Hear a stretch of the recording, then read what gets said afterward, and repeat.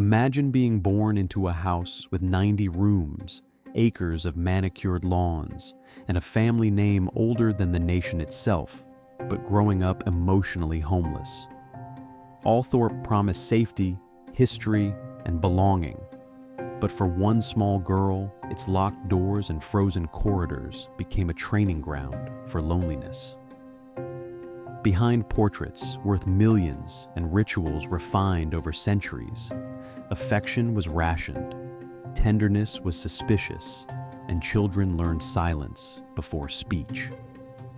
This house did not scream or strike, it simply withheld. And yet from this emotional vacuum emerged the most famous woman in the world, adored by millions who never knew how unloved she felt at home. Chapter 1. A palace that felt like exile. Althorp looked like a fairy tale from the outside, but for a lonely child, it functioned more like a beautifully furnished orphanage. The house sprawled across 500 acres of Northamptonshire countryside, like an empire unto itself. 90 rooms arranged in symmetrical wings, portraits of ancestors staring down from gilded frames, libraries filled with books no one read anymore, galleries lined with porcelain worth more than most families earned in lifetimes. Everything polished, everything ancient, everything cold. This was not a home designed for comfort. It was a monument to continuity. The Spencer family had occupied Althorp since 1508. 19 generations had walked these corridors, slept in these bedrooms, married in the chapel, and eventually been buried in the family vault. The house itself had been rebuilt in 1790 under the direction of architect Henry Holland, transforming a Tudor manor into a neoclassical showpiece. Every window was measured, every room balanced. The facade presented to the world was one of order, elegance, and unshakable permanence. But permanence is not the same as warmth. For Diana Frances Spencer, born July 1st, 1961, Althorp represented something far more complicated than heritage. It was the place where she learned that love could not be assumed simply because you shared a bloodline. The estate operated on schedules, not spontaneity. Meals happened at fixed times in formal dining rooms. Children were expected to dress appropriately, speak when spoken to, and never disturb the routines that kept the household running smoothly. Nannies managed the Spencer children, not parents. Her father, John Spencer, 8th Earl Spencer, was a man of duty and tradition. Quiet, distant, rarely demonstrative. He believed children should be raised with discipline and structure, not coddled with excessive affection. Hugs were rare, praise was conditional. Emotional conversations simply did not occur. He had been raised the same way, and so had his father, and so the pattern continued. Her mother, Frances Shand Kidd, was trapped inside a system that demanded she perform aristocratic motherhood while feeling utterly suffocated by it. Young, beautiful, and restless, Frances had married into the Spencer family at 18. By her mid-20s, she had 4 children and a husband who seemed more interested in preserving the estate than connecting with his wife. She tried. She read to the children. She played with them in the gardens. But Althorp itself seemed to resist intimacy, as if the weight of history made emotional spontaneity unseemly. Diana and her siblings learned early that the house had rules no one explained, but everyone enforced. You did not run in the portrait gallery. You did not touch the antiques. You did not cry loudly or laugh too freely. You moved through the rooms like ghosts, visible but not heard, present but not prioritized. Staff bustled efficiently through service corridors. Gardeners maintained the grounds with military precision. The house functioned beautifully, but no one asked the children how they felt. loneliness became Diana's first language. She spent hours alone in her bedroom, a space decorated with floral wallpaper and toys arranged neatly on shelves. She created imaginary friends. She talked to her dolls as if they could answer back. Outside her window stretched endless green lawns, the kind of landscape that looked idyllic in photographs but felt isolating to a child who had no one to play with. Her older sisters, Sarah and Jane, were away at boarding school most of the year. Her younger brother, Charles, was too young to be a real companion. The estate itself became her companion. She wandered the corridors memorizing paintings. She hid in alcoves listening to the echoes of her own footsteps. She explored rooms no one used anymore, spaces filled with furniture draped in dust covers, waiting for guests who never arrived. Althorp was full of beauty and completely empty of presence. The contradiction shaped her. By the time Diana was 6 years old, she understood something most children never articulate but deeply feel. Home is not a place, it is a feeling, and Althorp, for all its grandeur, did not feel like home. It felt like a museum where she happened to live, a place that preserved the past while ignoring the present, a house that cared more about appearances than the people inside it. But the real fracture had not yet begun. Chapter 2. Children raised by corridors. In rooms built for kings, Diana learned early that silence was safer than asking for comfort. The Spencer children did not have parents in the traditional sense. They had custodians, adults who managed their schedules, supervised their meals, and enforced bedtimes, but rarely engaged with their interior lives. Emotional expression was considered unnecessary, even inappropriate. The aristocratic model of child rearing in post-war Britain still clung to Victorian ideals. Children were meant to be seen occasionally and heard almost never. Nannies rotated through Althorp like seasonal staff. Some were kind, some were strict. None stayed long enough to form lasting bonds. Diana grew attached to one named Mary Clark, a gentle woman who actually listened when Diana spoke, who sat with her when she felt sad, who treated her like a person instead of a responsibility. But Clark eventually left, as they all did, replaced by someone new who had to learn Diana's routines all over again. The instability taught Diana not to trust attachment. People left. That was the pattern. Her father remained a distant figure. John Spencer was not cruel. He simply operated within an emotional framework that considered affection a private matter, rarely expressed and certainly never discussed. He believed providing material security, education, and social standing constituted good parenting. He ensured his children attended the right schools, wore appropriate clothing, and understood their family history. But he did not play with them. He did not ask about their fears or dreams. When Diana tried to sit on his lap, he gently redirected her. Physicality made him uncomfortable. Her mother tried harder, but the system resisted her. Frances read bedtime stories. She organized picnics on the grounds. She attempted to inject warmth into a household designed to run without it.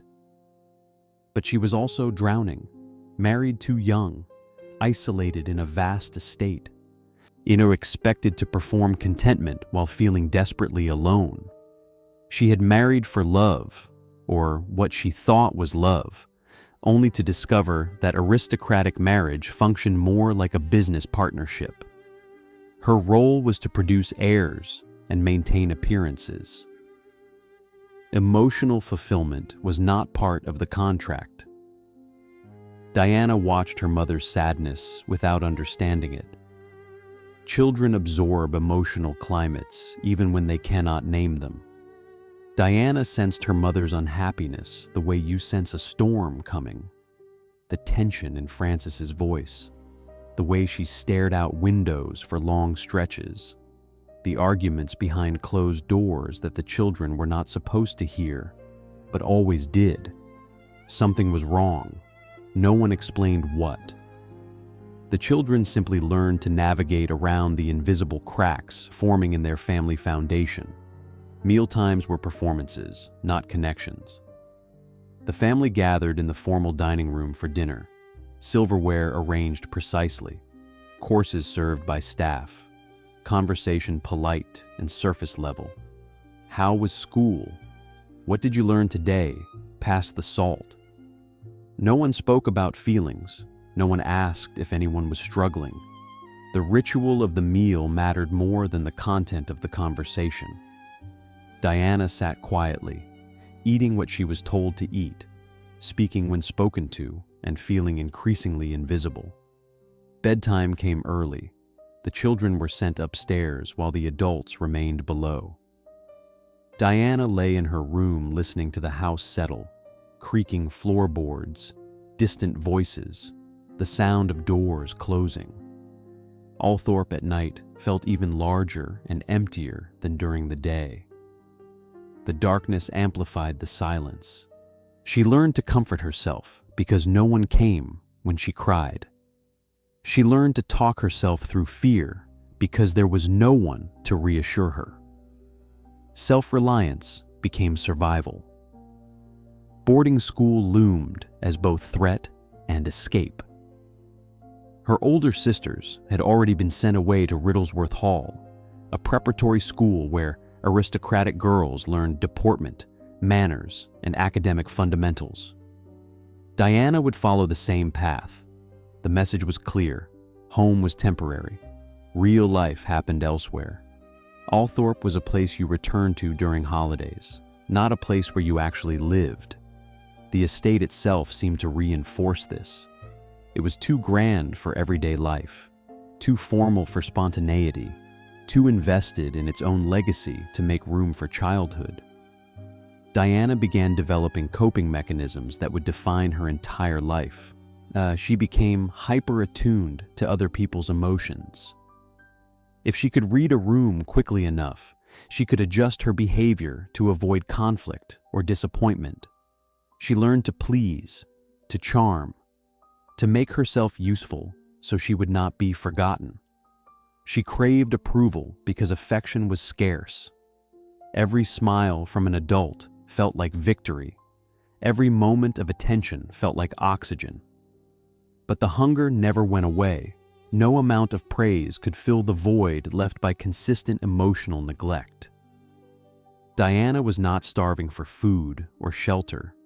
She was starving for something more fundamental: to be seen, to be held, to be told she mattered not because of her family name or her future role, but simply because she existed. Althorp could not give her that. It was a house built to preserve the past, not nurture the present. And then the structure collapsed entirely. Chapter 3: When Divorce Shattered the Illusion. The family war between her parents turned Althorp from a cold home into an active battlefield. 1967 marked the beginning of the end. Frances Shand Kidd had reached her limit. Years of emotional isolation, marital neglect, and aristocratic suffocation finally broke her. She met someone who actually listened to her. Peter Shand Kidd, a wallpaper heir, offered something her husband never had: attention, conversation, the feeling of being desired. The affair was inevitable. The marriage was already dead. Frances was simply the first to acknowledge it. When John Spencer discovered the affair, his response was not grief, but strategy. Aristocratic divorces in 1960s Britain were brutal, public, and deeply gendered. Men retained power. Women lost everything. John Spencer had resources, lawyers, and the full weight of social expectation on his side. Frances had made the unforgivable mistake of leaving, not just her husband, but her children. In the aristocratic moral calculus of the time, a mother who abandoned her family forfeited all rights to sympathy. The custody battle became a public spectacle. Newspapers covered the proceedings with voyeuristic detail. The Spencer name, ancient and respected, was now associated with scandal. Frances fought for custody of her children, but the deck was stacked against her. Her own mother, Ruth Fermoy, testified against her in court. Her own mother. The betrayal was absolute. Ruth Fermoy chose family reputation over her daughter's happiness, ensuring that the Spencer line would remain intact and that the children would stay at Althorp. Diana was 6 years old when the verdict came. She did not fully understand what was happening, only that her mother was leaving and would not be coming back. Not to live, not permanently. Frances was granted visitation rights, but custody remained with John Spencer. The children would stay at Althorp. They would be raised by their father, by nannies, by the structure and routine that had always defined their lives. But now the illusion of family was shattered completely. Diana remembered the day her mother left. The sound of gravel crunching under car tires. The sight of suitcases being loaded. The feeling of standing in the doorway watching someone drive away, knowing something fundamental had changed forever. She did not cry. Not then. She had already learned that crying did not bring comfort. She stood silent, absorbing the abandonment, internalizing the lesson that love could be withdrawn without warning. Althorp became even colder. Without Frances, the estate lost whatever warmth it had. John Spencer retreated further into formality. The children were managed, not parented. Routine replaced relationship. Diana and her siblings learned to fend for themselves emotionally, to navigate grief without guidance, to pretend everything was fine because admitting otherwise was unacceptable. The divorce finalized in 1969. Frances remarried. She started a new life in Scotland, far from Althorp, far from the children she had fought for and lost. Diana saw her mother during scheduled visits, but the relationship was fractured. How do you trust someone who left? How do you reconcile love with absence? Diana never stopped loving her mother, but she also never stopped feeling abandoned by her. Her father did not remarry immediately, but the house changed anyway. New staff arrived. New routines were established. Althorp continued functioning with mechanical efficiency, as if the dissolution of a family was simply another administrative matter to be managed. The portrait still hung on the walls. The garden still bloomed. The legacy continued, but the children were ghosts moving through it, invisible and unheard. Diana internalized a belief that would haunt her forever. If your own mother leaves, you must be unworthy of love. If your father cannot show affection, you must not deserve it. The logic was childlike and completely wrong, but it rooted itself deep in her psyche.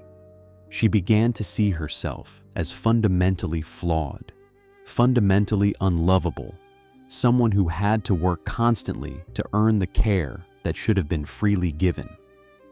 Althorp had taught her many things. That beauty does not equal warmth. That tradition does not equal connection. That a house full of treasures can still be emotionally bankrupt. That silence is safer than vulnerability. That love is conditional, scarce, and easily lost. These lessons would shape every relationship she entered, every decision she made, every desperate attempt to find the belonging she never had at home.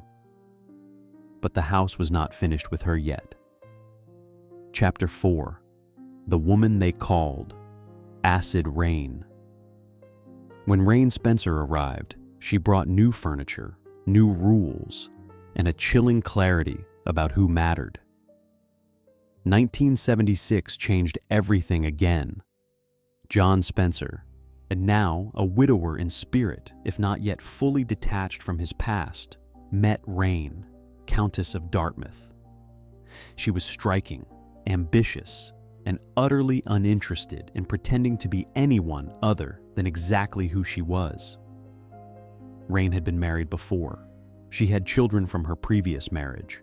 She understood power, social climbing, and how to navigate aristocratic society with calculated precision. She also understood that marrying an earl came with benefits worth fighting for. The Spencer children hated her immediately. It was not personal at first. It was instinctive. Raine represented replacement. She was not their mother. She did not pretend to care about their feelings. She arrived at Althorp and immediately began rearranging it to suit her vision. New drapes, new furniture, new rules about which rooms the children could access. She treated the house like her possession, which legally it was becoming, and the children like inconvenient remnants of John Spencer's previous life. Raine had a nickname that followed her everywhere: Acid Raine. The press had given it to her years before, a reference to her sharp tongue, her lack of sentimentality, and her willingness to say exactly what she thought without softening it for propriety. She did not care about being liked. She cared about being influential. And at Althorp, influence meant control over one of England's most significant estates. John Spencer married Raine in July 1976. No fanfare, no family celebration. The children were informed after the fact, as if their opinions were irrelevant, which to John Spencer they were. He had made a decision based on practicality. Raine could manage the estate. She understood social obligations. She would ensure Althorp continued to function as it always had. Love was not part of the equation. Partnership was. Diana was 15, old enough to understand what was happening, old enough to feel the sting of being sidelined in her own home. Raine did not try to win the children over. She did not feign maternal warmth or pretend interest in their lives. She had her own priorities, and they centered on Althorp itself, not the people living in it. The house began to change visibly. Raine redecorated with aggressive ambition. Rooms that had remained unchanged for generations were suddenly stripped, repainted, refurnished.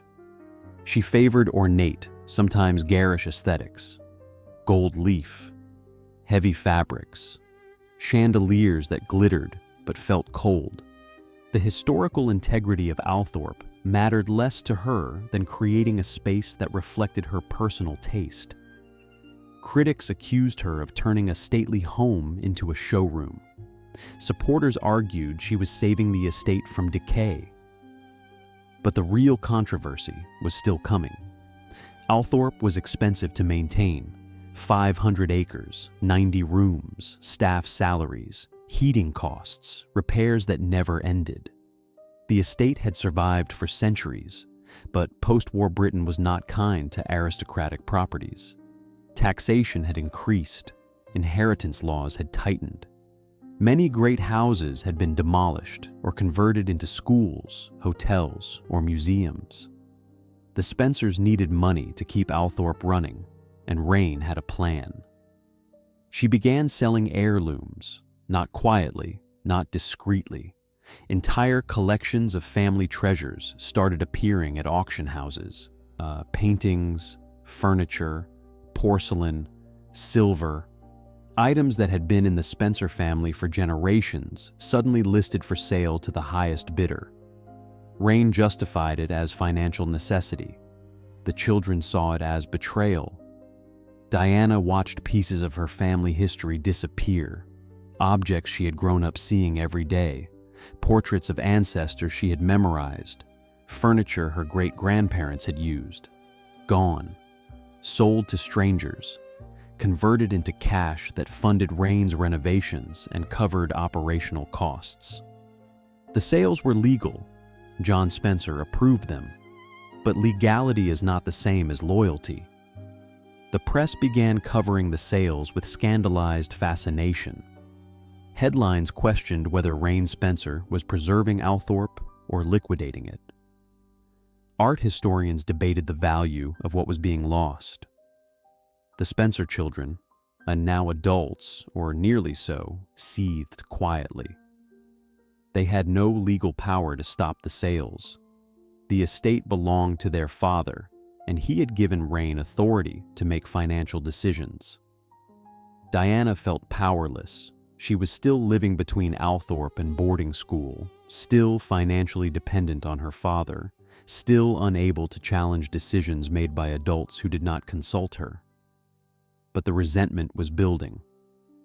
Every auction catalog that listed Spencer heirlooms felt like another theft, not of objects, but of identity. Those paintings were not just art.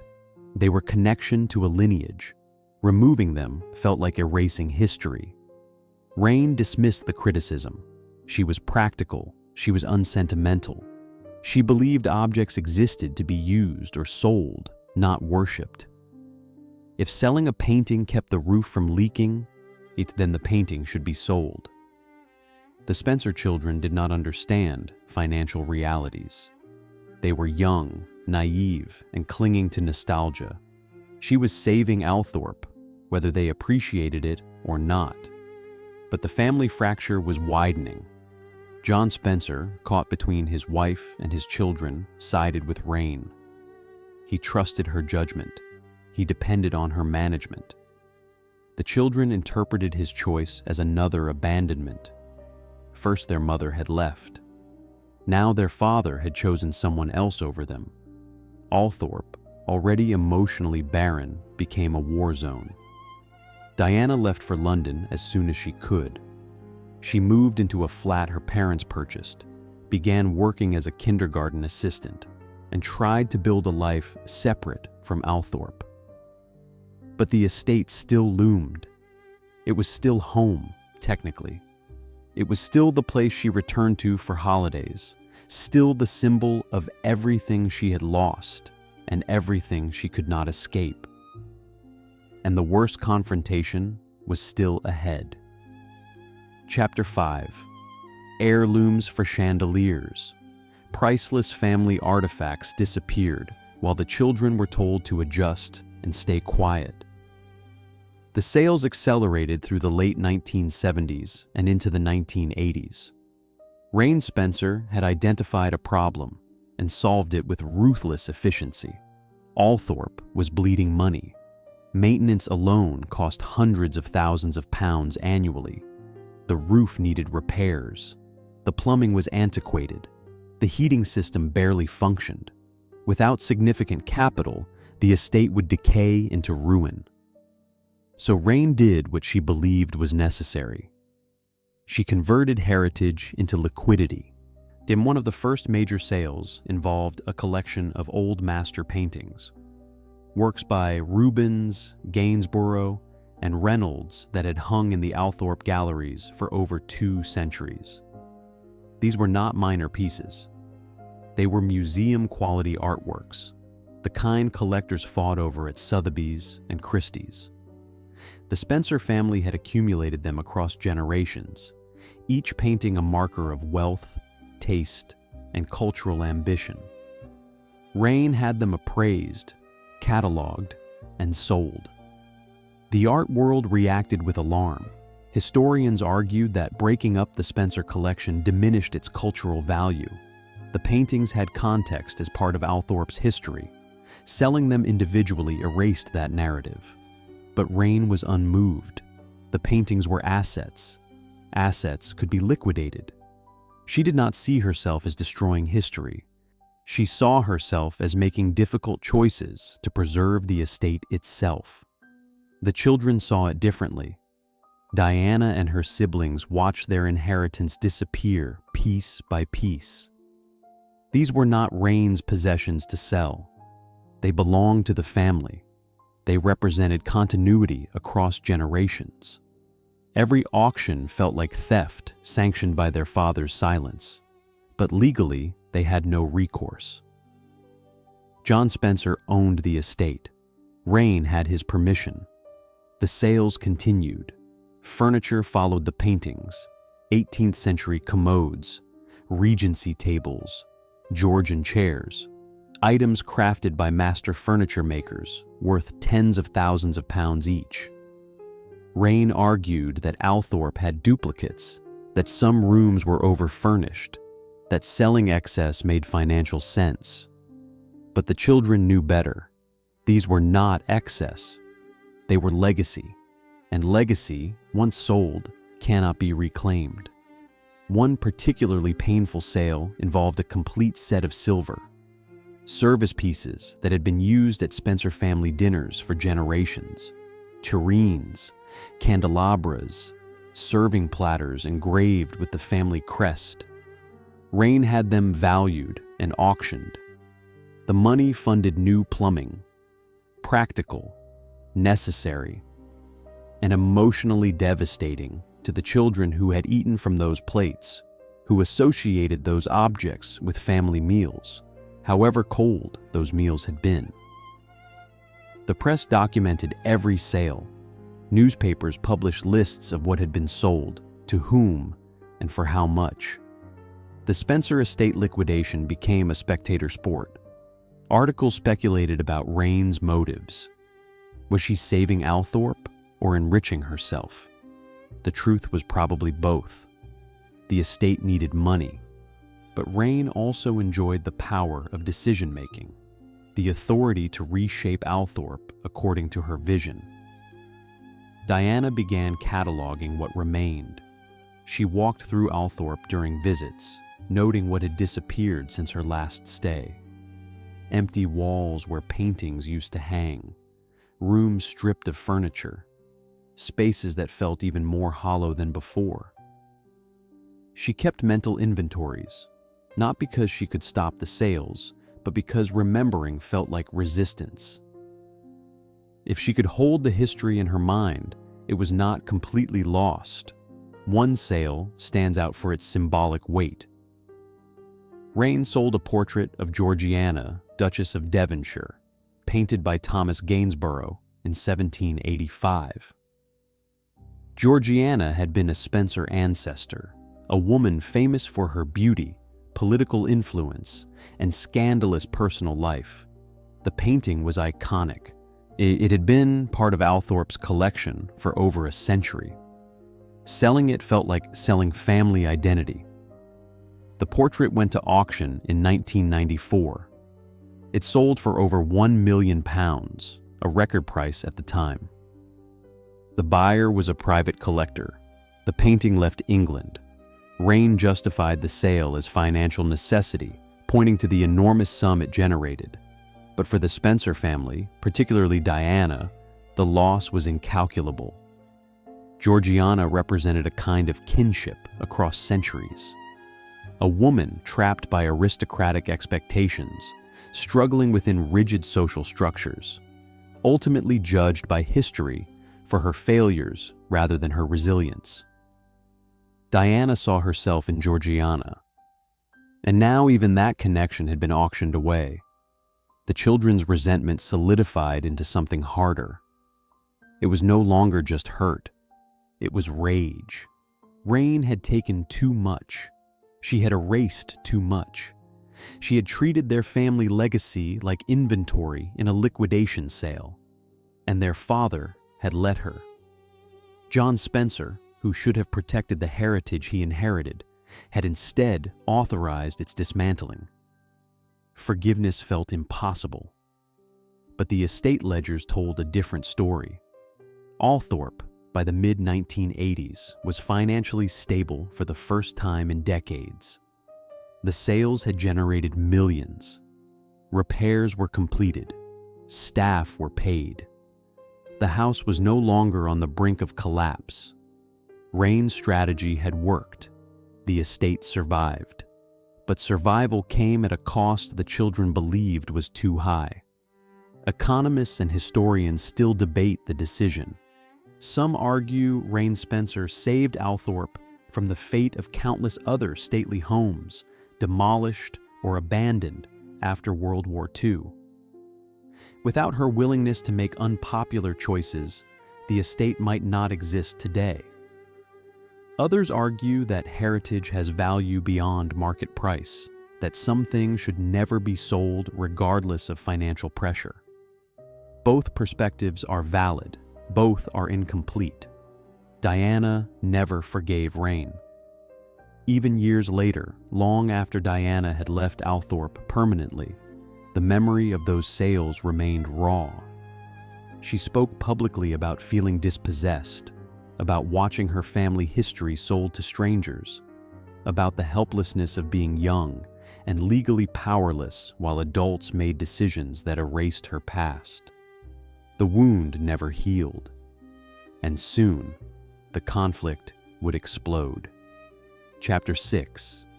The Day the Children Fought Back. Years of silence ended when Diana and her siblings physically forced their stepmother out of the house. The confrontation happened in 1989, though the exact date remains disputed. John Spencer had suffered a massive stroke. He was hospitalized, barely conscious, his future uncertain. The Spencer children rushed to Althorp, expecting to find their father and navigate the crisis together. Instead, they found Raine barricaded in the house, controlling access, making medical decisions without consulting them, and treating the estate as her exclusive domain. The children were furious. This was their father, their family, their home. Raine had no biological connection to John Spencer, only a legal marriage. Yet she was acting as sole authority, dismissing the children's concerns, while refusing to share information about their father's condition, and behaving as if they were intruders rather than rightful heirs. Diana arrived with her brother Charles, now Viscount Althorp, and heir to the earldom. They demanded access. They demanded updates. They demanded that Raine step aside and allow the family to make decisions collectively. Raine refused. She had power of attorney. She was John Spencer's wife. The children, in her view, had no legal standing. The argument escalated. What happened next became Spencer family legend. The exact details vary depending on who tells the story, but the core facts remain consistent. Diana, Charles, and their sisters confronted Raine in one of Althorp's grand rooms. Voices rose, accusations flew. Years of accumulated resentment exploded. And then, physically, they removed her from the house. Not gently, not symbolically, literally. They took her by the arms and escorted her out. Some accounts say she was pushed. Others say she was carried. All agree she left against her will, screaming and protesting, insisting they had no right, threatening legal action. The children did not care. They had reached their limit. Raine Spencer was no longer welcome at Althorp. The symbolism was overwhelming. For years, the children had been powerless. They had watched Raine sell their heirlooms, redecorate their home, sideline their emotional needs, and dominate their father. They had swallowed their anger because they had no legal recourse. But with their father hospitalized and incapacitated, the power dynamic shifted. Suddenly, they had authority, and they used it. Raine did not return quietly. She fought back through lawyers, through the press, through every channel available. She claimed the children had assaulted her. She insisted she had been protecting their father's interests. She portrayed herself as the victim of spoiled, ungrateful heirs who cared more about inheritance than family. The media covered the battle with gleeful fascination. The Spencer family, already famous, was now openly dysfunctional. Diana became the public face of the conflict. By 1989, she was already Princess Diana, married to Prince Charles, the most photographed woman in the world. Her involvement in physically ejecting her stepmother from Althorp made international headlines. Some praised her loyalty to her father. Others criticized her for unbecoming behavior, but Diana did not apologize.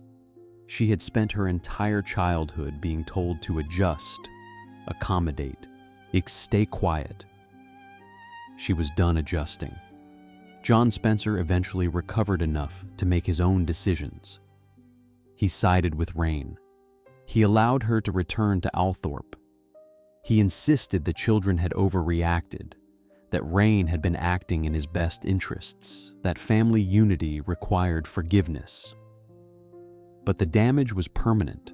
The children had crossed a line. They had revealed publicly what had been simmering privately for years.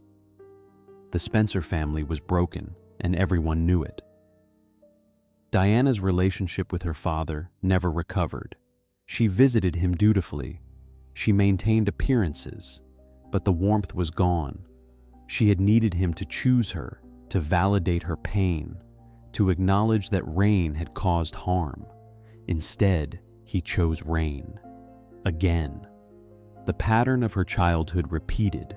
She was second. She was dismissible. She was not enough. Althorp itself became a contested space. The children no longer felt welcome there. It was Raine's domain, decorated to her taste, managed by her rules, haunted by her presence. Diana stopped visiting, except when absolutely necessary. The house that had raised her, the house that had shaped her, the house that had taught her loneliness, was now also the house that represented betrayal. John Spencer died in March 1992. His death did not bring reconciliation. It brought inheritance disputes, legal wrangling, and more public spectacle. Charles inherited the title and the estate.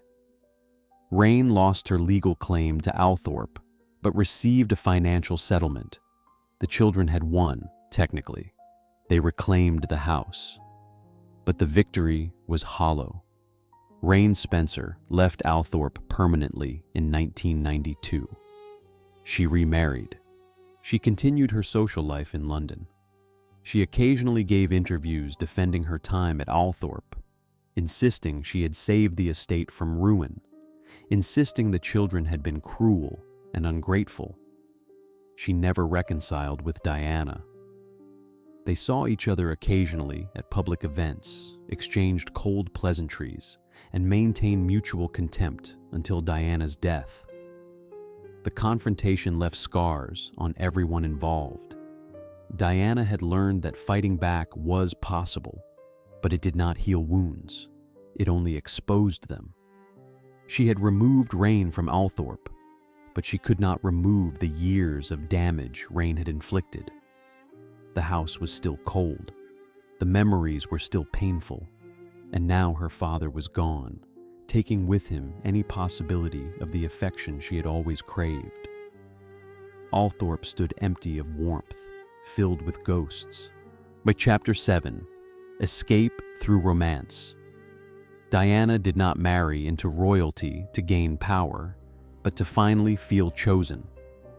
By the time Diana Spencer met Prince Charles in 1977, she was already fluent in emotional survival. She knew how to read rooms. She knew how to charm. She knew how to make herself indispensable to people who might otherwise overlook her. These were skills forged at Althorp, refined through years of navigating parental neglect and stepmother hostility. She had learned that love was transactional, that affection had to be earned, and that being wanted required constant effort. Charles seemed like rescue. He was older, stable, the future king of England. He needed a wife who could fulfill royal expectations, and Diana fit the profile perfectly. Young, aristocratic, photogenic, virginal. She checked every box. But for Diana, the appeal was not about status.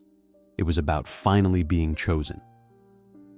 After a lifetime of feeling secondary, disposable, and unloved, someone important wanted her.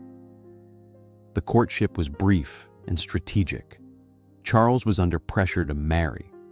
He was in his 30s, and the royal family expected him to produce heirs. Diana was 19, naive, and desperately hopeful. She saw in Charles the stability her childhood lacked, a partner who would not leave, a relationship that came with public vows and legal commitment. She believed marriage would cure her loneliness. She was catastrophically wrong. The wedding in July 1981 was a global spectacle. 750 million people watched on television. Diana wore a gown with a 25-foot train. She rode in a gilded carriage. She became, overnight, the most famous woman on earth. But the fairy tale was a performance. Behind the smiles, the marriage was already fracturing. Charles was in love with someone else. Camilla Parker Bowles had been Charles's true attachment for years. He had wanted to marry her, but the royal family disapproved. Camilla was divorced, deemed unsuitable. So Charles had settled for duty, choosing Diana because she met requirements, not because he loved her. Diana discovered this reality slowly, painfully, through intercepted phone calls, suspicious absences, and the cold distance of a husband who performed affection but did not feel it. The pattern of Althorp repeated. Diana had escaped one emotionally barren house only to enter another. Kensington Palace was grander than Althorp, but just as cold. Royal protocols replaced aristocratic routines. A public duty replaced private connection. And once again, Diana found herself in a marriage where she was secondary, overlooked, and fundamentally alone. She tried to fill the void through performance. If Charles would not love her, perhaps the public would. Diana threw herself into royal duties with genuine warmth. She touched lepers. She hugged AIDS patients. She kneeled to speak with children at eye level.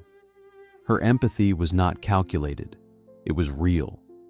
But it was also driven by the same hunger that had defined her childhood. The need to be seen. The need to matter. The public adored her. Crowds chanted her name. Photographers followed her everywhere. Magazine covers featured her face week after week. She became more famous than Charles, more beloved than the Queen. For the first time in her life, Diana felt wanted. Not by her family, not by her husband, but by millions of strangers who saw in her something they needed: grace, vulnerability, humanity. But public adoration could not replace private love. Diana struggled with bulimia, a disorder rooted in control and self-punishment. She could not control her marriage. She could not control Charles's affection, but she could control her body. The cycle of binging and purging became a physical manifestation of internal chaos. She was screaming for help in the only way she knew how, but no one in the royal family knew how to respond. She also struggled with depression. The loneliness was suffocating. She was surrounded by staff, photographers, and admirers, but utterly isolated. No one asked how she really felt. No one saw past the smile. She had learned at Althorp that vulnerability was dangerous, that admitting pain invited dismissal. So she performed strength while dissolving internally. The marriage produced 2 sons. Prince William was born in 1982. Prince Harry followed in 1984. Diana loved them fiercely, desperately, with the kind of overwhelming attachment that comes from finally having someone who needs you unconditionally. She was determined to be the mother she never had. Warm, present, emotionally available. She broke royal protocols by hugging her children in public, by taking them to amusement parks, by prioritizing their emotional needs over royal expectations. But motherhood could not save the marriage. Charles continued his affair with Camilla. Diana confronted him. He denied, then admitted, then justified.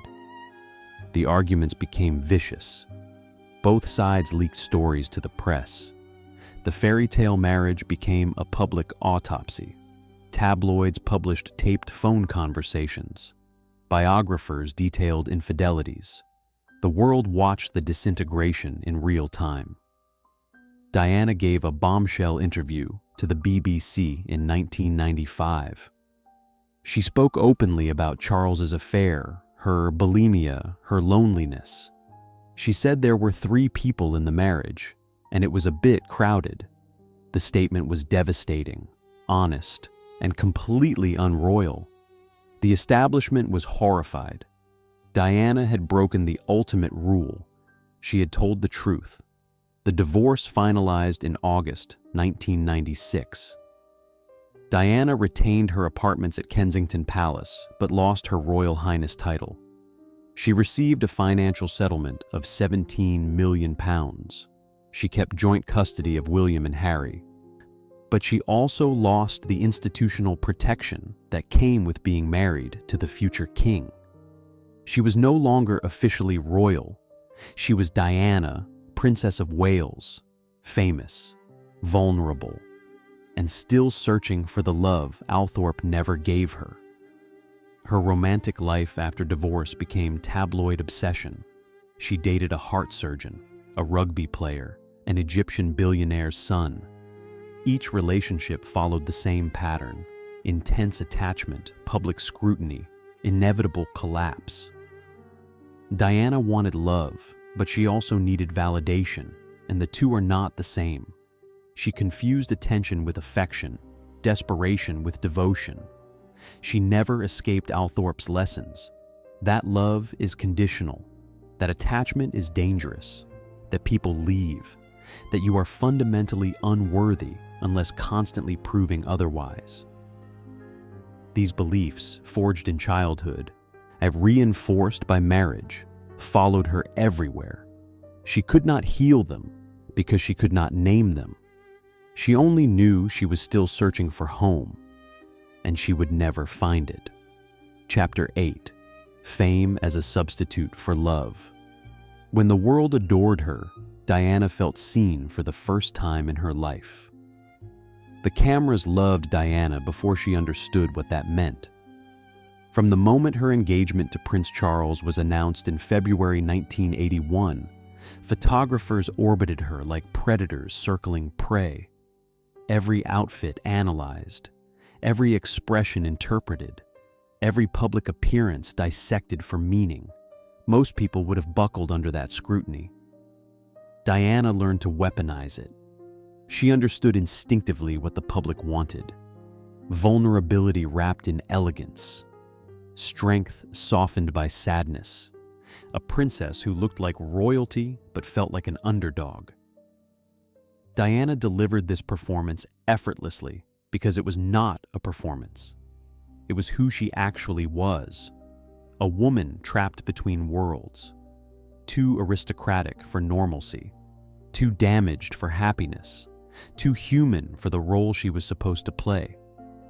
The press called her the People's Princess.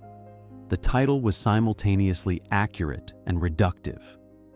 Diana connected with ordinary people in ways the royal family never had. She visited homeless shelters without fanfare.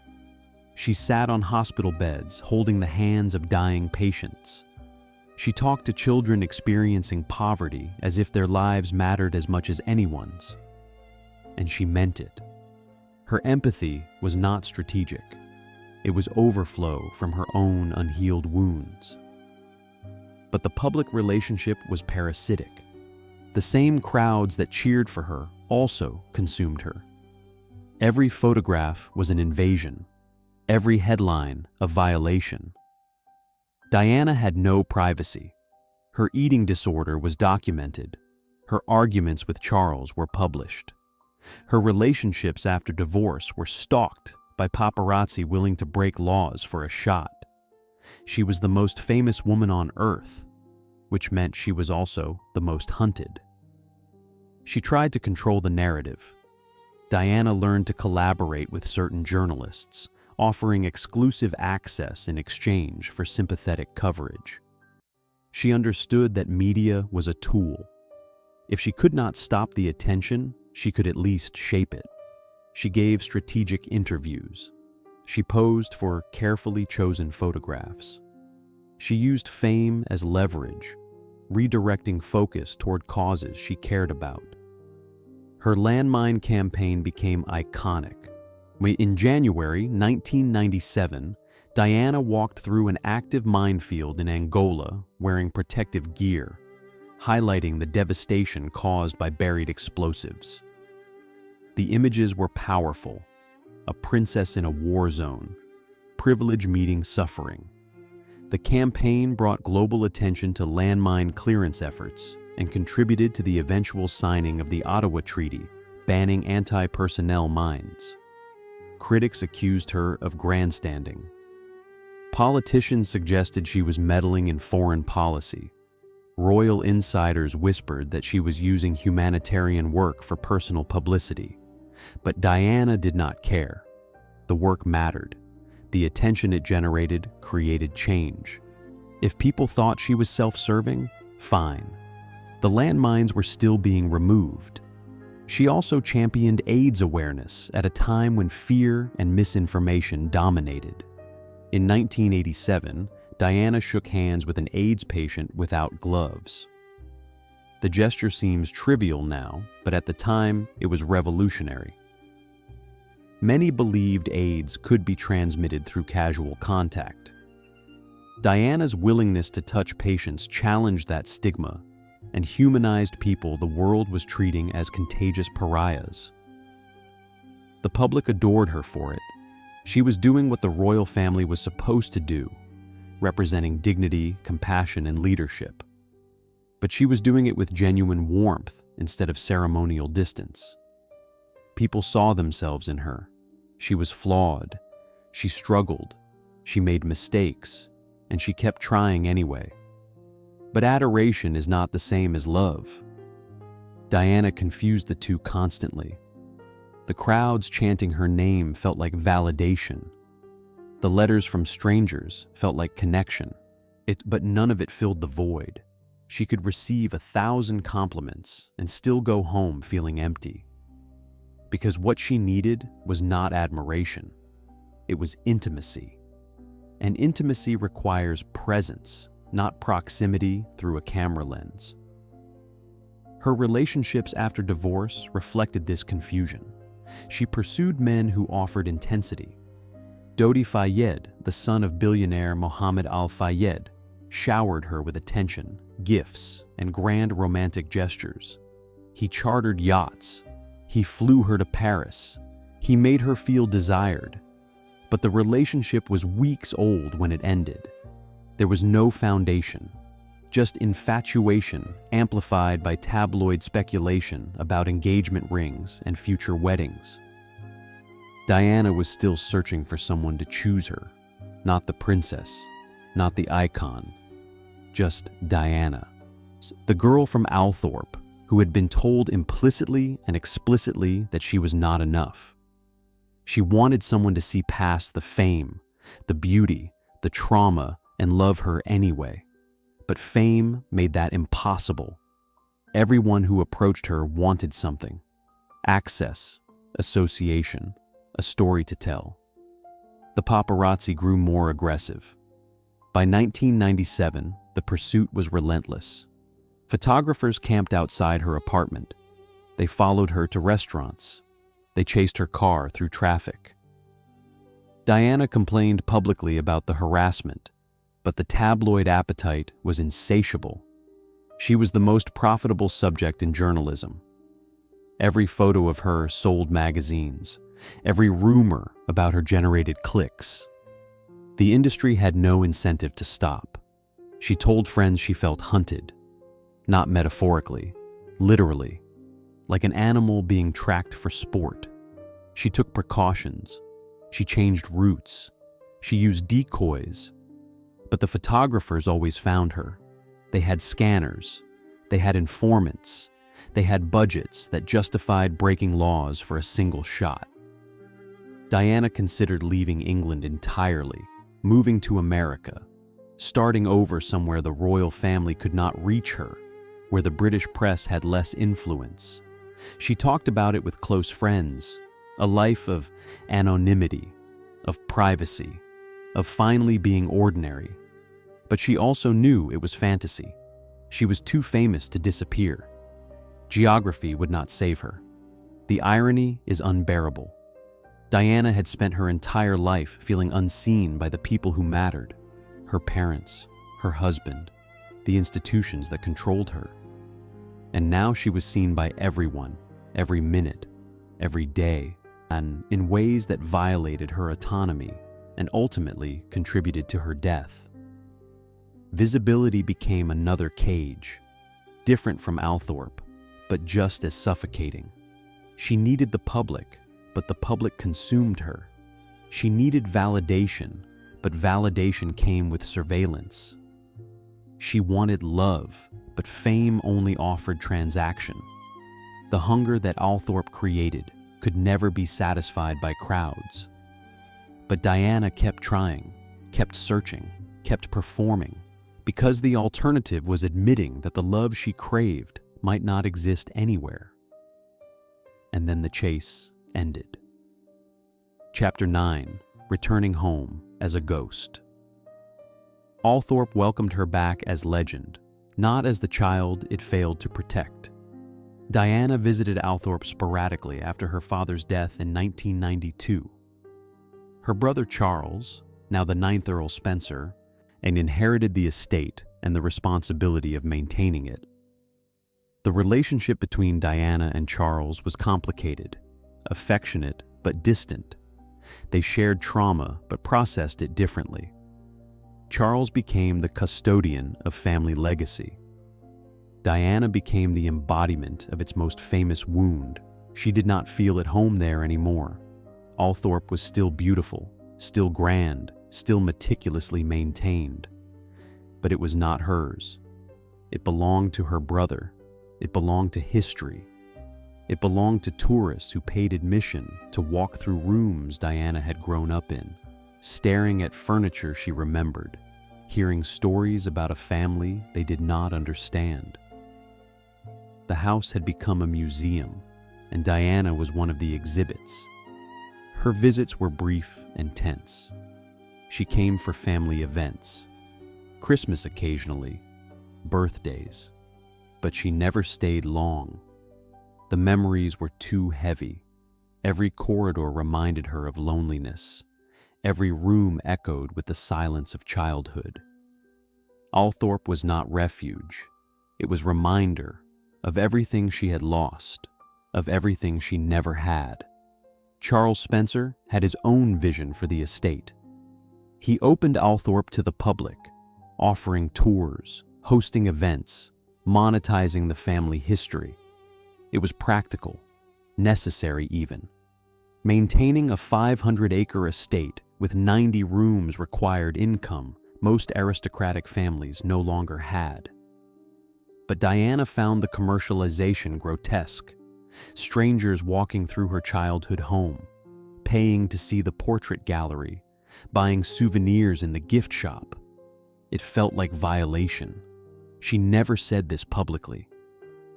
Diana understood family loyalty, even when strained. She did not criticize her brother's decisions. She did not speak openly about her discomfort with Althorp's transformation. But people close to her knew. She avoided the estate when possible. She focused on her life in London, her work with charities, her sons. Althorp was past. She was trying to build future, but the past was not finished with her. Diana died on August 31st, 1997, in a car crash in Paris. She was fleeing paparazzi. The crash killed her, Dodi Fayed, and their driver. The world stopped. Grief was immediate, overwhelming, and global. Millions of people who had never met her mourned as if they had lost someone they knew personally. Because in a way, they had. Diana had made herself accessible, vulnerable, real, and now she was gone. The question of burial became immediate. Then tradition dictated that royals were buried at Windsor. But Diana was no longer officially royal. She had been stripped of her title in divorce. The royal family offered a plot, but Charles Spencer refused. Diana would not be buried at Windsor. She would come home to Althorp. The decision was final. The symbolism was overwhelming. Diana, who had spent her entire life trying to escape Althorp, was now bound to it forever. The estate that had shaped her wounds became her final resting place.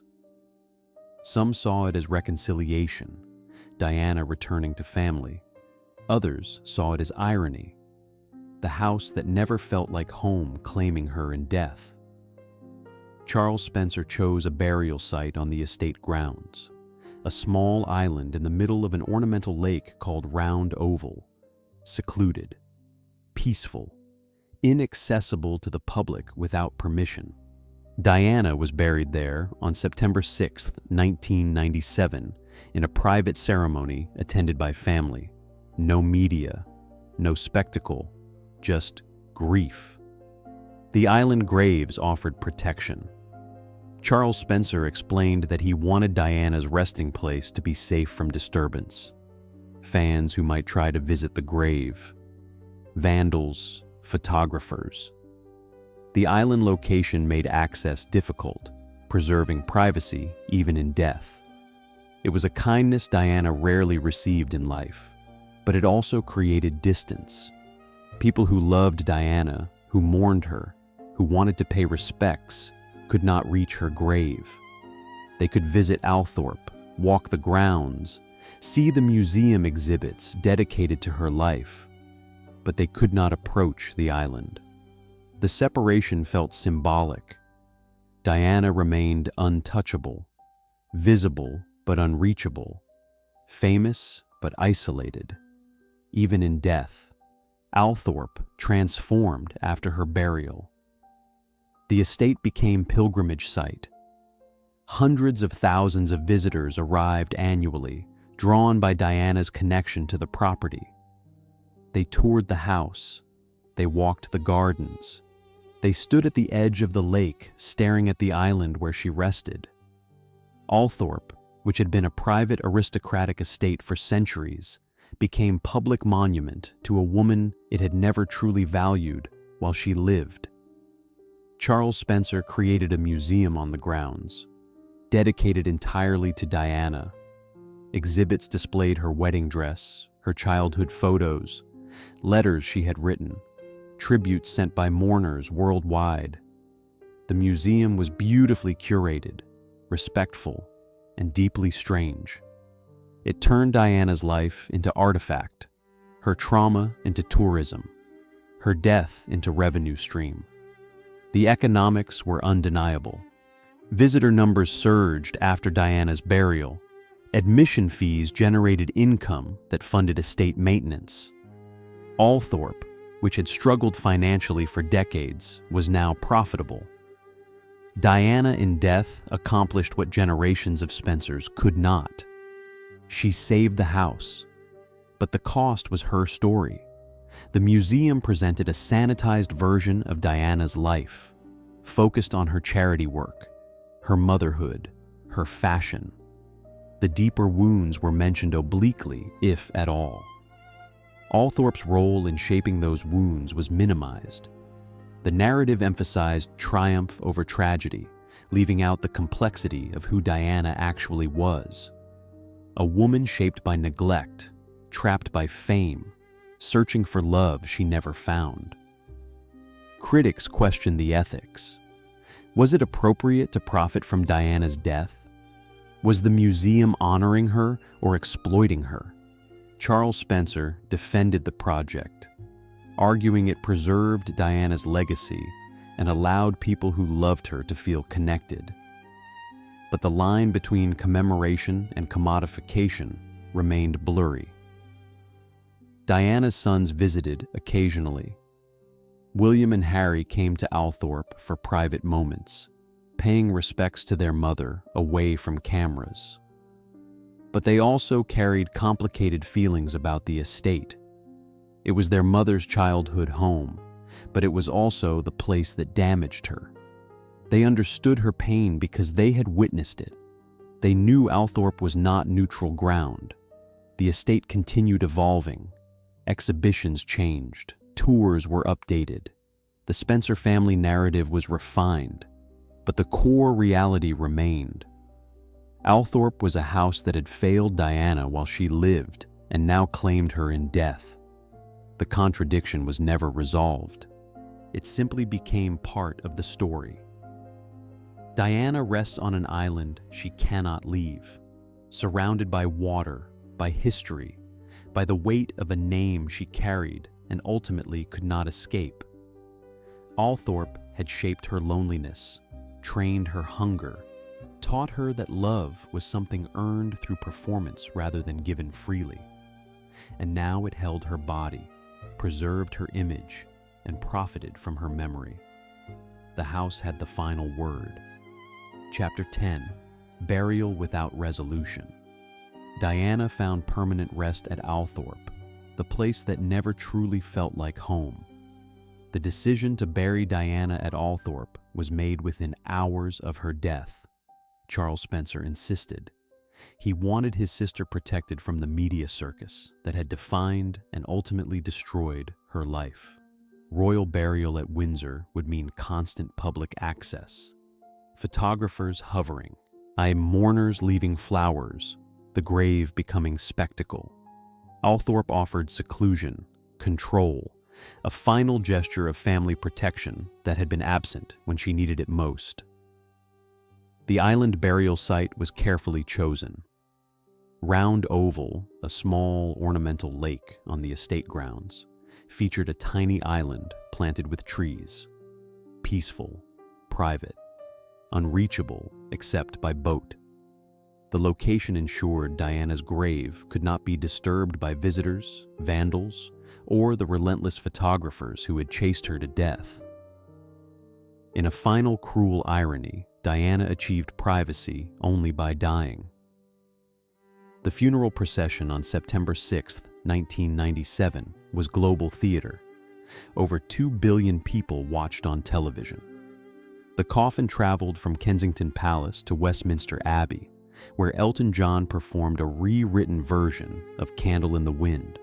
But Diana's brother delivered a eulogy that was both tribute and indictment, praising her warmth while criticizing the royal family for failing to protect her. The ceremony was magnificent, heartbreaking, and entirely public. Everything Diana had wanted to escape, but the burial itself was private. After the public ceremony, the coffin was transported to Althorp. Only close family attended. No cameras, no press. Diana was lowered into the ground on the island, surrounded by trees and silence. The grave was unmarked initially, a simple plot that later received a memorial tablet. But the location remained secret to most of the world, known only to those Charles Spencer permitted. The symbolism cut both ways. Diana was finally home, returned to the estate where her story began. But home had never been sanctuary for her. Althorp was the site of her first wounds, the place where she learned emotional neglect, where divorce shattered stability, where Raine Spencer sold her heritage. Burial there felt less like reconciliation and more like surrender.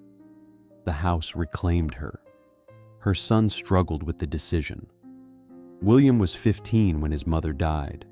Harry was 12. They had visited Althorp occasionally, knew it as their mother's childhood home, but also understood her complicated relationship with it.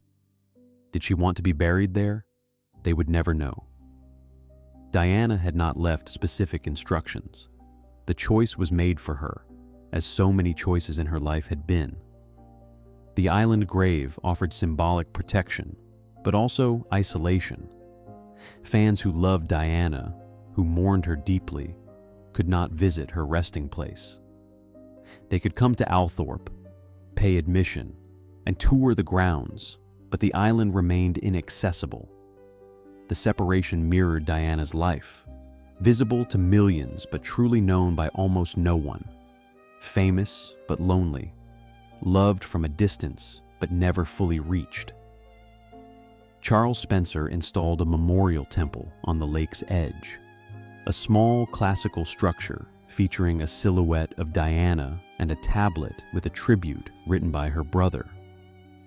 Visitors could stand at the temple, look across the water toward the island, and pay respects from afar. The design was elegant, respectful, and maintained the boundary Spencer insisted upon. Diana's grave remained private. Her memory became public. The temple inscription read simply, "Diana, Princess of Wales, July 1st, 1961 to August 31st, 1997. The dates marked a life that spanned only 36 years, a childhood shadowed by neglect, a marriage defined by betrayal, a public role that brought adoration and surveillance, a death that shocked the world. All of it compressed into those numbers.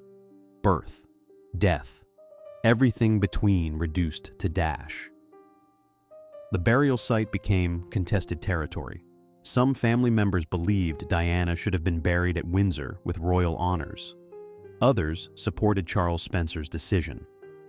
The debate revealed ongoing fractures within both the Spencer and royal families. Diana in death, like Diana in life, remained point of conflict. Her body became symbol, her resting place political statement. Groundskeepers maintained the island meticulously, trees trimmed, grass mowed. The grave tended with care that Diana never experienced emotionally while alive at Althorp. The estate that had rationed affection now dedicated resources to preserving her final resting place. The irony was not lost on those who knew her story. Visitors to Althorp often wept at the memorial temple. Strangers who never met Diana but felt connected to her pain. People who saw in her story reflections of their own struggles with loneliness, betrayal, and searching for love. The temple became pilgrimage site for those seeking closure that Diana herself never found. They left flowers, they said prayers. They stood silently staring at an island they could not reach, mourning a woman they could not save. The burial resolved nothing. Diana was gone, but the questions remained. What could have saved her? Could different parents, a different husband, a different culture have allowed her to heal? Was her death inevitable given the pressure she faced, or was it preventable tragedy? The grave held her body, but the answers were buried with her. Althorp profited from her death. Visitor numbers exploded. The Diana Museum generated revenue. The estate achieved financial stability it had lacked for generations. Charles Spencer could maintain the property, pay staff, and preserve the Spencer legacy because his sister's death made Althorp a tourist destination. The transaction was grotesque and undeniable. Diana saved the house by dying. Her grave remains inaccessible. Over 25 years after her death, the island burial site is still closed to public. Only family and specially invited guests can visit. The decision protects Diana's privacy, but also maintains her distance. Even in death, she is visible but untouchable, mourned but isolated, loved from afar but never fully known. Althorp became her permanent address. The house that shaped her wounds now contains her body, The estate she tried to escape now defines her legacy. Diana Frances Spencer, born into aristocracy, damaged by neglect, destroyed by fame, rests on an island surrounded by water and history. Home at last, but only because she could no longer leave. Chapter 11. The Shrine and the Silence. Tourists walk the grounds seeking closure, while the family guards its version of truth. Althorp transformed completely after Diana's burial. What had been a private aristocratic estate struggling financially became one of England's most visited historic houses. Annual visitor numbers surged from modest thousands to over 100,000. People traveled from across the world, each drawn not by architecture or art collections, but by connection to Diana. They came to stand where she had stood, to walk the corridors she had walked, to mourn someone they felt they knew. The estate adapted quickly to capitalize on demand. Admission fees increased, visitor facilities expanded, parking lots were paved, gift shops stocked Diana memorabilia. The family opened a museum wing dedicated entirely to her life, displaying her wedding dress behind protective glass, her childhood letters in carefully lit cases, photographs documenting her transformation from shy aristocrat to global icon. Every exhibit carefully curated, every narrative controlled. The museum presented Diana as triumph, focus centered on her charity work, her devotion to her sons, her ability to connect with ordinary people. Panels described her landmine campaign, her AIDS awareness efforts, her visits to hospitals and homeless shelters. The image was saintly, compassionate, heroic. A woman who used privilege to serve others, who overcame personal struggle to make the world better. But the darker truths were softened or omitted. The museum mentioned her eating disorder briefly, clinically, without exploring its roots in childhood neglect and marital trauma.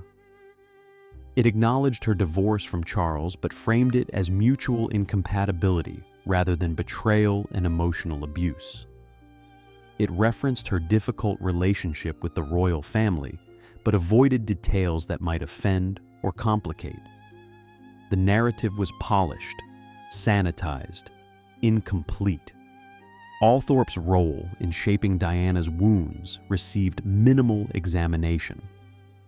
The museum acknowledged she grew up there, showed photos of young Diana on the estate, but did not interrogate how the house itself contributed to her pain. The emotional neglect, the parental divorce, the cold formality that taught her love was conditional. These were mentioned glancingly, if at all. The focus remained on Diana's later life, her public achievements, her victimhood at the hands of media and royalty. Althorp emerged looking neutral, even noble. Charles Spencer controlled the narrative completely. As owner of the estate and curator of Diana's legacy, he decided what stories were told and how they were framed. His version emphasized family loyalty, Diana's strength, and the tragedy of her untimely death. Alternative interpretations, critical analyses, uncomfortable questions about Althorp's contribution to her suffering were excluded. The museum became monument, not interrogation. Yet critics questioned this sanitization. Biographers and journalists who had studied Diana's life in depth recognized the omissions. They noted that the museum presented Diana as she wanted to be remembered, not necessarily as she actually was. Complex, damaged, manipulative at times, deeply wounded, searching desperately for love in ways that were both beautiful and destructive. The full truth was messier than the museum allowed, but visitors embraced the simplified narrative. Most people who came to Althorp wanted comfort, not complexity. They wanted to honor a woman they admired, to feel connected to her story, to believe her suffering had meaning. The museum gave them that. It offered a version of Diana they could mourn without ambivalence, a princess destroyed by forces beyond her control, a martyr to fame and royal cruelty, an angel too good for this world. The gift shop commodified her memory.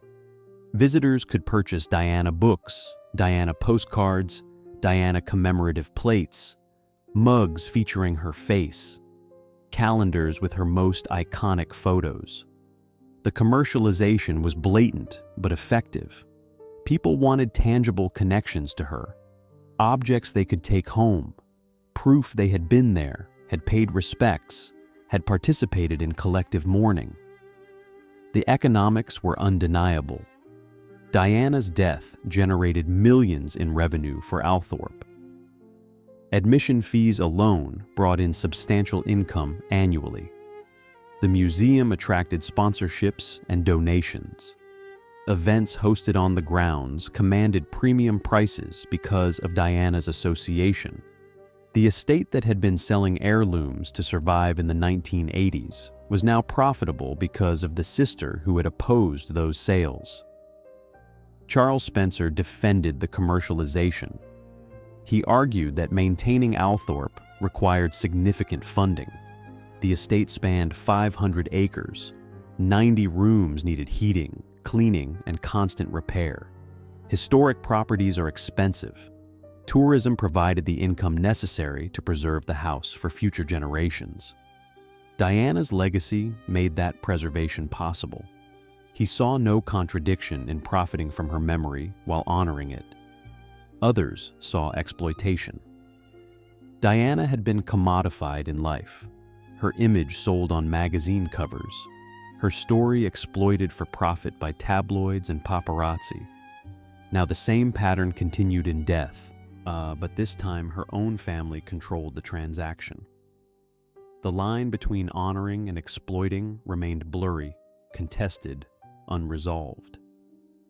The island grave stayed closed. Despite pressure from fans and Diana devotees, Charles Spencer refused to allow public access to the burial site. The decision was consistent with his stated goal of protecting Diana's privacy, but it also maintained control. Only those Spencer approved could visit the grave. Everyone else stood at the memorial temple, staring across water at an island they could not reach. The restriction created mystique. What was hidden became more desirable. People speculated about the grave's exact location on the island, what the marker looked like, whether flowers were placed there. The inaccessibility fed obsession. Diana remained untouchable, even in death, a generating fascination precisely because she could not be fully known. Annual memorial services drew crowds. Each year, on the anniversary of Diana's death, August 31st, Althorp hosted remembrance events. Visitors gathered at the memorial temple. Some left flowers, some stood silently, some wept. The grief was genuine. Strangers mourning a woman they never met but felt they understood. Their pain reflected Diana's unique ability to make people feel seen, even though she herself felt invisible. The family attended selectively. William and Harry came occasionally, usually privately, avoiding public ceremonies. They mourned their mother without performing grief for cameras. Their relationship with Althorp remained complicated. It was family estate, part of their heritage, but also the place that had damaged the woman they loved most. Our Raine Spencer never visited after Diana's death. She had been permanently exiled from the family, her relationship with the Spencer children irreparable. Diana's death did not soften that estrangement. Raine lived until October 2016, dying at age 87, never having reconciled with the family she had briefly ruled. Her obituaries mentioned her time at Althorp, the heirloom sales, the confrontation with Diana and her siblings. She remained controversial to the end. Althorp continued evolving its Diana narrative. New exhibits were added, displays updated.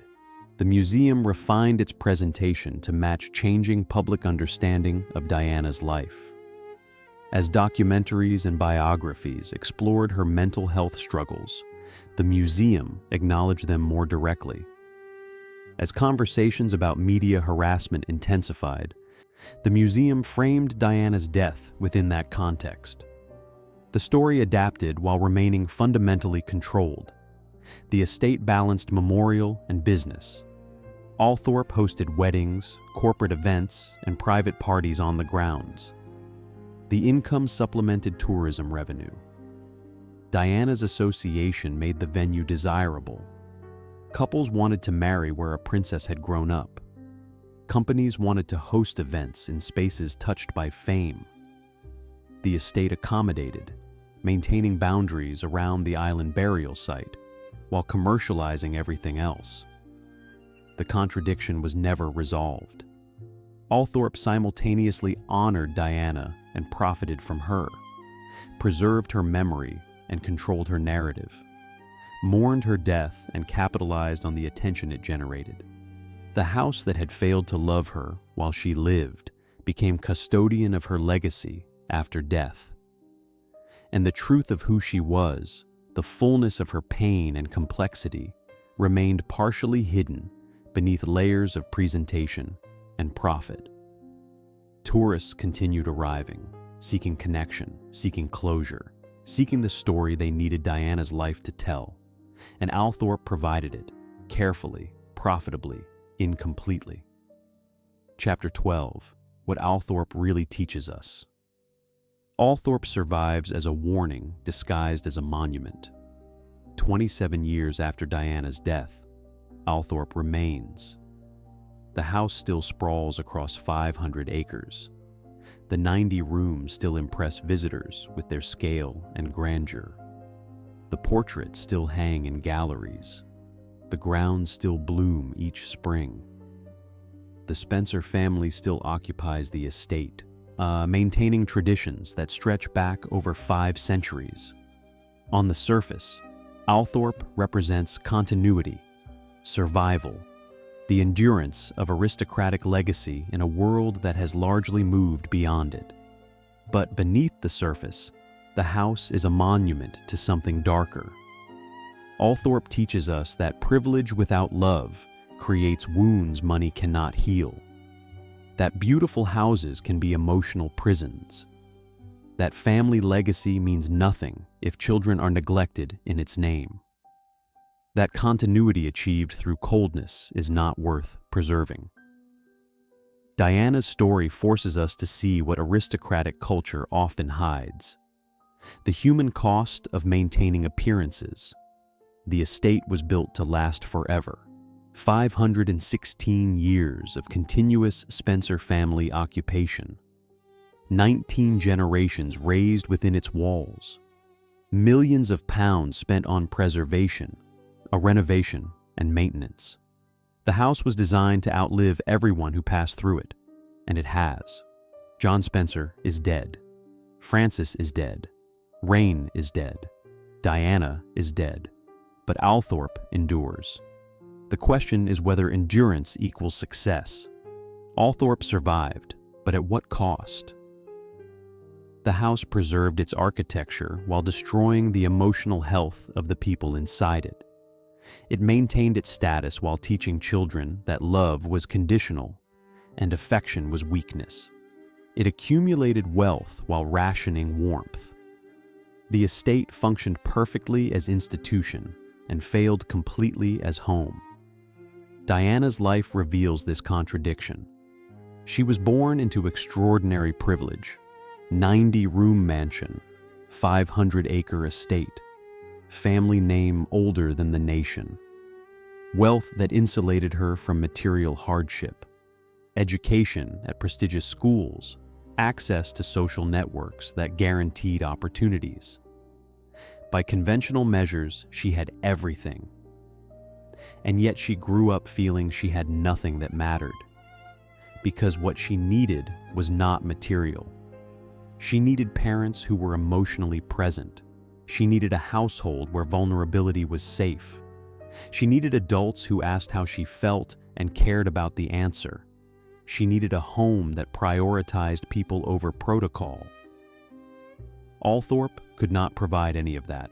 It was designed for different priorities: preservation, continuity, appearance, not nurture. The aristocratic model of child rearing prioritized lineage over love. Children were investments in family legacy, not individuals with emotional needs. They were taught manners, history, and social skills necessary to maintain class status. But they were not taught emotional literacy. They were not encouraged to express feelings. They were not comforted when they cried. The system assumed that material security equaled good parenting. It was catastrophically wrong. Diana spent her entire life trying to fill the void Althorp created. She sought love in marriage and found betrayal. She sought validation in fame and found surveillance. She sought connection with the public and found parasitic obsession. She sought healing in relationships and found men who wanted the icon, not the wounded woman beneath. Nothing worked because the hunger was too deep, too early, too fundamental. Childhood neglect creates damage that cannot be undone. Therapy can help. Self-awareness can provide tools. But the wound remains. Diana knew intellectually that her parents' emotional distance was their failure, not hers. But knowing did not stop her from feeling unworthy. Understanding the source of pain did not eliminate it. She carried Althorp's lessons everywhere. Love is conditional. Affection must be earned. You are fundamentally not enough. The house shaped her and then claimed her. Diana tried to escape. She moved to London. She married into royalty. She built a public life separate from Spencer family legacy. But geography and marriage could not sever the psychological ties. Althorp had formed her. Its patterns were embedded in her nervous system. Its lessons were written into her expectations about relationships. She could leave the house, but the house never left her. And in death, she returned. Buried on the island, memorialized in the museum. Her image used to generate revenue for the estate's maintenance. Althorp survived partly because Diana's fame made it profitable. The house that failed to love her now depends on her memory. The irony is crushing. What does this story teach us? First, that wealth does not insulate children from emotional harm. Rich kids suffer too, differently than poor kids with different resources available. But trauma is trauma. Diana had access to therapists, private schools, and material comfort, but she still developed eating disorders, depression, and attachment wounds. Money cannot buy the emotional attunement children need. Second, that family legacy means nothing if the people carrying it are damaged. The Spencer family preserved Althorp for over 500 years. Impressive. But at what cost to the individuals who lived there? If maintaining the estate required emotional neglect, was preservation worth it? Legacy matters only if the people creating it are whole. Otherwise, you are just maintaining buildings while destroying lives. Third, that institutions resist change even when change is necessary. Althorp operated the same way for generations. Nannies raised children. Parents maintained distance. Emotion was suppressed. The system perpetuated itself not because it worked, but because it was familiar. Diana's suffering should have prompted reflection, reform, acknowledgement that something was deeply wrong. Instead, the house adapted only enough to profit from her death, while avoiding accountability for its role in her pain. Fourth, that we commodify tragedy instead of learning from it. Diana's story became product, museum exhibits, gift shop merchandise, tourism revenue. Her pain was packaged, sold, and consumed. People visit Althorp seeking connection to her memory, but the narrative they receive is sanitized. The uncomfortable truths about emotional neglect, family dysfunction, and systemic failure are softened. We prefer tragic princesses to interrogating the structures that create them. Althorp stands today as both warning and monument. It warns us that beautiful exteriors can hide devastating interiors, that privilege without love is poverty of a different kind, that institutions designed to last forever often crush the people inside them, that family legacy is worthless if family members are unloved. But it also stands as monument to survival, not Diana's survival. She did not survive. But the house did. The Spencer family did. The system that damaged her continues. New generations are being raised there, hopefully with more awareness, more warmth, more commitment to emotional health. But the structure remains. The portraits still watch from the walls. The corridors still echo. The lessons are still embedded in the architecture. Diana's sons understand this. William and Harry have spoken publicly about their mother's struggles, about mental health, about the importance of emotional openness. They are trying to break cycles that damaged their mother. They parent differently than they were parented, love differently than their family taught them to love. They carry Diana's legacy not by preserving Althorp, but by rejecting its emotional model. That might be her real legacy. Not the museum, not the tourist revenue, not the memorial temple, but the knowledge that children need more than material security. That love cannot be rationed. That emotional neglect creates wounds that last generations. That houses built on coldness eventually collapse, even if the walls remain standing. Althorp endures. But it endures as reminder of what happens when institutions prioritize preservation over people, when legacy matters more than love, when houses are maintained while hearts are broken. Diana's story did not have to end the way it did. Different parents, different choices, different values could have created different outcomes. The house remains. The woman is gone. And the lesson, if we choose to see it, is written in the gap between those two facts. Althorp won. Diana lost. And anyone who visits seeking the fairy tale should understand the truth beneath it. Beauty can be cruel. Wealth can be cold. And sometimes the most famous woman in the world is also the loneliest. That is what Althorp really teaches us, if we are willing to listen.